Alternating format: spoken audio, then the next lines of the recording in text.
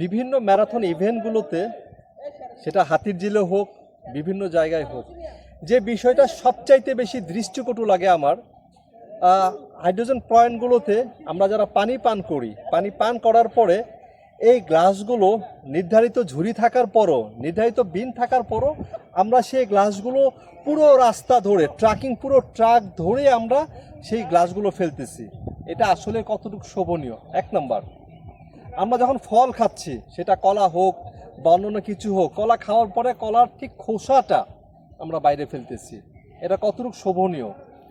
আমরা জায়গাটাকে নোংরা করতেছি। এম্পেরিয়াম থিয়েটারের কথা বলি, আমরা যখন মেডেলটা নিলাম, মেডেলের সাথে যখন ফুডটা নিলাম, আমরা ঠিক থিয়েটারে বসে আমরা খাবারটা খাচ্ছি, খাওয়ার পরে সেই পলিগুলো, সেই আবর্জনাগুলো আমরা ঠিক ওই থিয়েটারে ফেলছি। ওই পলিগুলো বা আবর্জনাগুলো সেগুলো আমরা দেখছি পরে সেই হাতির ঝিলের মধ্যে আমরা ফেলছি বা এটা পড়ে যাচ্ছে। এটা কি আসলেই শোভনীয়? আমরা যারা রান করি আমরা তো চাই সেই জায়গাটা পরিষ্কার থাকুক।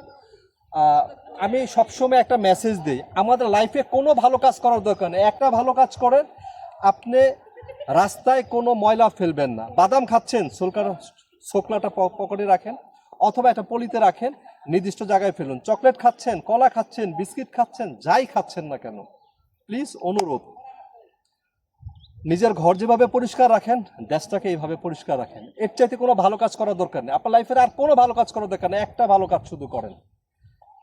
না হয় যে জলাবদ্ধতা, এটা সরকারের দোষ দিয়ে তো লাভ নাই, দোষ তো আমাদেরও আছে। শুধু কি সব কিছু সরকারের দোষ?